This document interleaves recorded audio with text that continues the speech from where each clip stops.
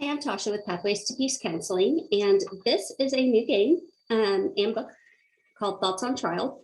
And this is, I'm putting together several different resources to help teach cognitive behavioral skills to kids, because it's kind of hard, especially for little ones, to be able to understand first, how do you recognize your self-talk? And once you recognize it, what do you do with it? And so this, and you can kind of use analogies to kind of show kids exactly what to do with some of the stuff. But so it starts out with, this is the courthouse in the mind. And so evidence is going to be presented. And the storyline is that we've got this bully who is calling Jordan dumb. And we're trying to decide, is there evidence to support that Jordan is dumb, or is he not? And so you've got the judge and the bully here. And then you've got your jury over here that's going to be making the decision. And so the lawyer comes out and he's presenting the case, and he's like, is there enough evidence to convince us that Jordan's dumb? And he's bringing his witnesses. So the first one is Jordan's teacher. And she's like, what? He's a smart kid.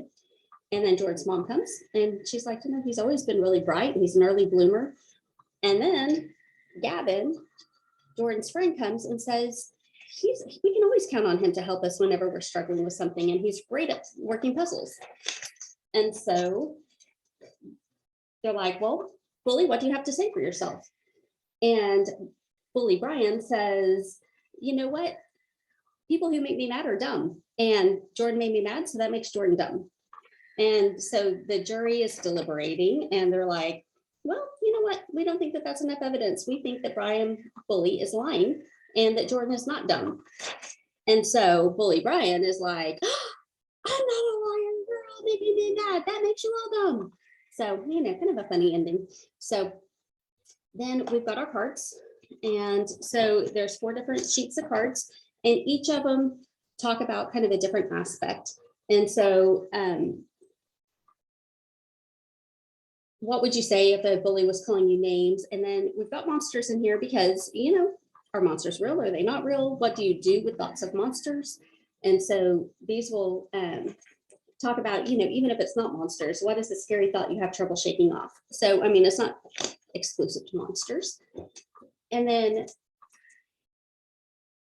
the law book talks a little bit about, what is fact, what is true, what is not true. How do you determine between the two? What is the standard that we can use for determining whether or not things are true? What's the difference between fact and opinion? And then it talks about, uprooting false beliefs. And then we've got, coping with things like, what do you do when you're disappointed? What do you do if a false thought comes back? So these are a little bit miscellaneous ones for the hourglass.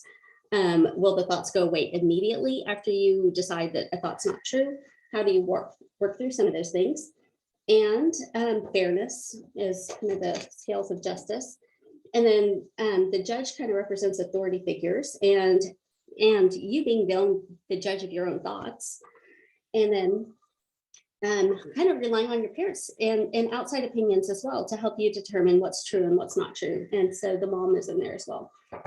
So lots of different cards and lots of different perspectives, and you're kind of hitting it from a lot of different angles as far as how do you tackle these thoughts that pop in your head? How do you prove a thought wrong if it's a lie that pops in your head? And I like starting with things that are simple, like, are you dumb? Are you ugly? Let's bring the evidence against it. And so here is the game board.